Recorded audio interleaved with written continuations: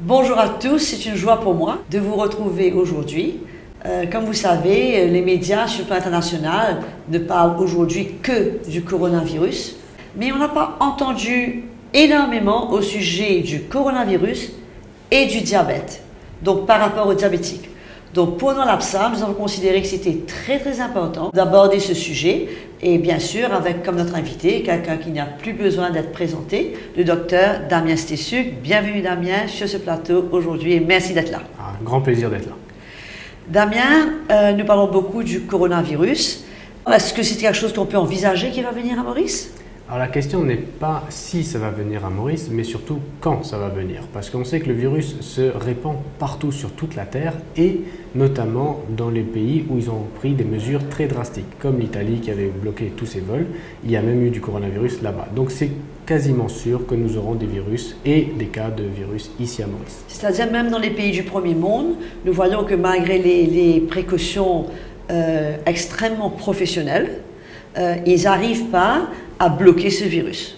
Non, effectivement, c'est impossible de bloquer tous les virus, surtout que nous avons quand même énormément de touristes qui viennent à l'île Maurice par différents vols, des connexions, etc. Et donc ça va être impossible de bloquer tout le monde. Est-ce que c'est dramatique, ce virus? C'est quelque chose que c'est une catastrophe? Alors c'est une excellente question. Des coronavirus, comme vous l'avez entendu dire, c'est un novel 2019 coronavirus. Donc s'il est novel, c'est qu'il y a eu des anciens. Et c'est vrai qu'il y en a déjà eu avant. Il y a eu des coronavirus qui n'étaient pas graves du tout, qui donnaient dans la majorité des cas des rhumes, des rhinopharyngites, mais il y a eu 2 cas de coronavirus plus graves qui ont donné le MERS, le Middle East Respiratory Syndrome, et le SRAS, qui avait décimé quand même pas mal de personnes, notamment en Chine. Ce nouveau coronavirus 2019, eh ben, il fait partie de la même famille de ces coronavirus qui s'appelle coronavirus parce qu'il a une petite couronne autour de lui. Donc c'est sa forme virale qu'on le décrit. Mais il ne donne pas on va dire de catastrophe sanitaire. Son taux de mortalité se situe aux alentours de 2%. Il faut savoir que même la grippe saisonnière, influenza, elle est plus haute. Donc ce n'est pas une catastrophe en soi, mais c'est vrai que cela va toucher principalement les gens fragiles et les gens porteurs d'une pathologie chronique comme le diabète. Mais comment est-ce que ce virus, Dr Stesuk, se transmet? Alors, il se transmet principalement et quasiment uniquement par voie aéroportée.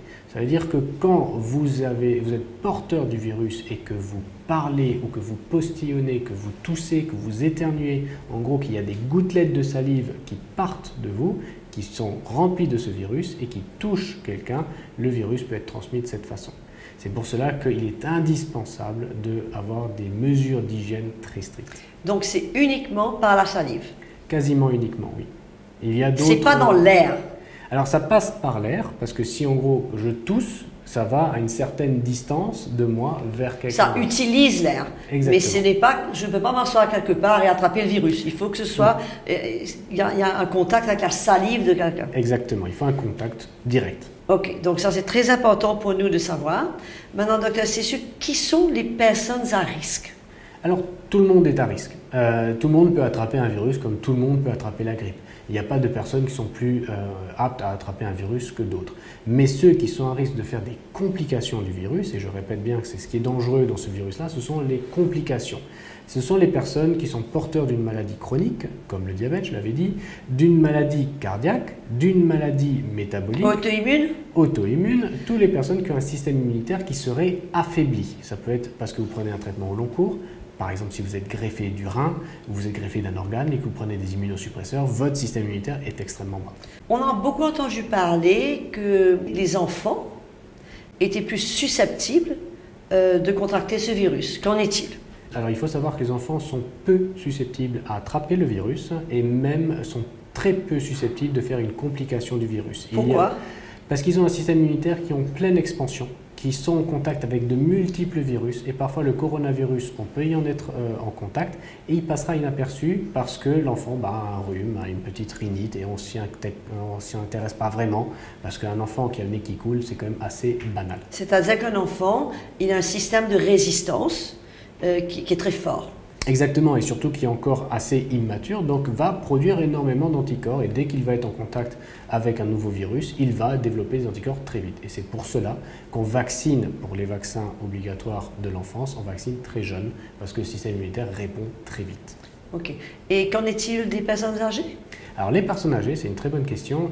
Eux justement sont quand même plus fragiles et seront plus à risque de faire une complication de ce virus-là et liée à ce virus-là. Fragiles dans quel sens? Ça veut dire que justement leur système immunitaire mettra soit plus de temps à répondre, soit ne répondra pas du tout. Et ça, malheureusement, ouvre la porte à d'autres infections ou de co-infections liées à ce virus. Pourquoi est-ce que le diabétique, lui, il est plus vulnérable que quelqu'un d'autre? Le diabétique en général, pas nécessairement la personne âgée, pas nécessairement le diabétique du troisième âge. Pourquoi est-ce que lui, il est vulnérable et de quelle façon il est vulnérable?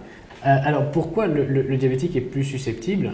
On va parler plutôt du diabète de type 2 qui est quand même de très loin le plus fréquent. Et il faut savoir que le diabète de type 2 est généralement une conséquence d'une résistance à l'insuline. Voilà. Ça veut dire que si vous avez un débalancement entre vos apports de sucre et votre gestion du sucre, votre production d'insuline, etc., et votre dépense énergétique sucre en faisant du sport, eh bien, vous allez avoir un débalancement et cela va créer ce qu'on appelle une résistance à l'insuline. C'est-à-dire que l'insuline, qui est censée traiter le sucre dans le corps de l'homme, n'est plus à même de le faire puisque maintenant son corps, au lieu de coopérer, il va se mettre à résister à l'insuline. Exactement.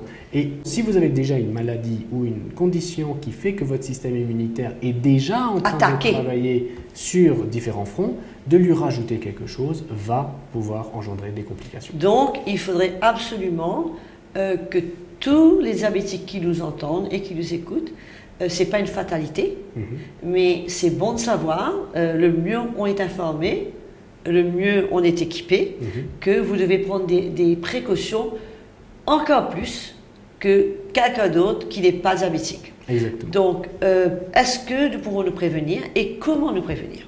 Alors, comment nous prévenir? Eh ben, le plus simple, c'est d'éviter la transmission. Et donc, pour éviter la transmission, il faut arrêter le virus à sa souche. Ça veut dire qu'il faut arrêter de le transmettre. Pour arrêter de le transmettre, il faut se laver les mains très régulièrement. Si vous êtes en contact avec, par exemple, une table où quelqu'un a toussé dessus, ou même une poignée de porte, vous ne savez pas si elle est propre ou pas, il suffit juste de se laver les mains avec de l'eau et du savon, cela suffit. Si vous avez accès à des solutions, on va dire désinfectantes, comme les solutions hydroalcooliques, donc qui contiennent de l'eau et de l'alcool, cela est tout à fait possible aussi. Mais aussi, il faut se laver les mains avant et après aller aux toilettes. Alors, il faut savoir que la salive, à moins qu'on s'embrasse, on ne se transmet pas de salive d'humain à humain.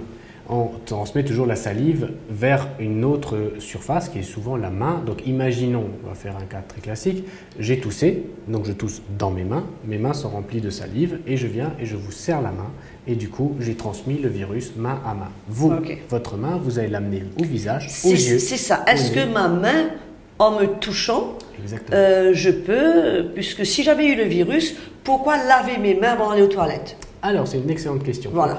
Pourquoi laver mes mains avant d'aller aux toilettes? Alors, en fait, c'est comme se laver les mains avant d'aller manger. C'est parce que vous allez mettre vos mains en contact avec votre visage, donc avec des zones où le virus peut rentrer vers une autre zone qui peut intégrer le virus, qui sont les parties génitales. C'est-à-dire que c'est porteur par la main. Exactement. Ça vient de salive, mais c'est porteur principalement par la main. Donc c'est pour cela qu'il faut vraiment se laver les mains constamment, mettre des désinfectants, se préserver. Puisque beaucoup de gens, ils ont tendance à croire qu'en mettant un masque, ils se protègent, et en mettant une paire de gants, ils se protègent. Alors, pour la simple raison que les gants ne servent à strictement rien, parce que le virus va se mettre alors sur votre gant, et si vous mettez votre gant au visage, vous allez attraper le virus quand même.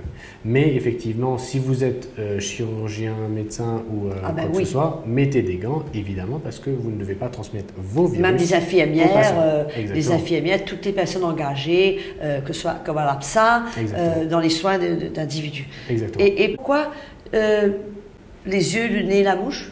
Parce que ce sont des portes d'entrée, tout simplement. Ce sont des accès, c'est comme des Ce sont des portes ouvertes de notre intérieur vers l'extérieur. Donc il y a les yeux, le nez, la bouche, les parties génitales, les oreilles même. Est-ce que ça se soigne? Alors, il n'existe pas de traitement du coronavirus. Il y a eu des informations qui ont diffusé que certaines substances pourraient être, on va dire, efficaces sur le virus. Oui, c'est vrai, mais ça ne sert pas à grand chose de traiter le coronavirus lui-même. Il faut traiter absolument les complications et surtout les symptômes que va engendrer le coronavirus. Les courbatures, les douleurs. Et ça, c'est principalement de l'antibiotique? Alors pas forcément, il faudra absolument qu'un médecin puisse évaluer les complications de ce virus, si vous en avez, et s'il s'agit, on va dire, d'une pneumopathie bactérienne associée au virus, eh bien ce sera potentiellement des antibiotiques ou autre chose si c'est autre chose. Et pourquoi 2 semaines de quarantaine? C'est une excellente question. D'après les études, le coronavirus a un temps d'incubation d'environ 14 jours, donc c'est un peu moins, mais au bout de 14 jours, si vous n'avez pas développé les symptômes, vous n'avez pas développé de fièvre, on va vous considérer comme étant sain. Mais il existe aussi des gens qui sont porteurs sains. Vous n'avez pas de fièvre, vous n'avez pas de symptômes, mais vous êtes porteur du virus. Les symptômes? Alors les symptômes principaux sont un syndrome grippal, donc le nez qui coule ou pas. La fièvre, normalement elle est assez forte la fièvre, des courbatures, on se sent fatigué, les maux de tête peuvent être dedans aussi, une difficulté respiratoire, la toux, productive ou non. On se sent faible? On se sent plus faible effectivement, comme n'importe quel syndrome grippal. Et dans ce cas, encouragez les gens à rester chez vous, portez le masque pour ne pas affecter la famille, prenez double précaution et isolez-vous un peu. Exactement. Alors ce qu'il faut savoir, c'est qu'on déconseille aux gens d'aller aux urgences parce que si vous êtes porteur du virus, vous allez le transmettre à énormément de monde dans les services d'urgence où il y a énormément de monde qui attendent et qui sont a priori malades, donc plus promptes à avoir une complication du virus. Si jamais vous avez une complication, il faut absolument prendre contact avec votre médecin qui lui vous orientera dans les bons services. Ça pourrait être combien de temps? Alors, la durée du virus dépend des gens. Ça veut dire qu'il y a des gens qui guérissent spontanément très vite, d'autres vont mettre plus de temps à guérir, mais malheureusement il n'y a pas de médiane de guérison. Est-ce qu'on doit éviter les lieux publics? La foire, les hôpitaux, les endroits où il y a beaucoup de gens qui se rencontrent, qui se touchent? Est-ce qu'on doit éviter les courses, toutes les réunions publiques? Est-ce qu'on devrait éviter? Alors, c'est un problème statistique. Est-ce que c'est une précaution? Alors, oui, effectivement, mais c'est vraiment un problème statistique. Si vous êtes dans un endroit où il y a énormément de monde, statistiquement, vous avez plus de chances qu'il y en ait un dedans qui soit atteint du virus. Donc effectivement, oui, on est censé déconseiller d'être dans des foules, que ce soit dans un marché, que ce soit même dans des zones, dans des stades de foot, etc. On est censé déconseiller, surtout si vous êtes malade, faites un geste citoyen, n'allez pas dans des zones publiques. Et si vous n'êtes pas malade aussi, c'est bon de ne pas trop aller pour ne pas tomber malade. Exactement. En tout cas, merci beaucoup, Dr Stessuk. Je suis sûre que vous avez été très éclairé, que ça a répondu à beaucoup de vos questions. Bien sûr, vous êtes libre de nous écrire sur notre page Facebook, de nous écrire à l'APSA si vous avez d'autres questions que vous souhaiterez poser au Dr Stessuk. C'est sûr que nous allons les transmettre et revenir vers vous. Et donc, prenez les précautions voulues afin que vous puissiez être épargnés du coronavirus. Merci d'avoir été avec nous et à bientôt.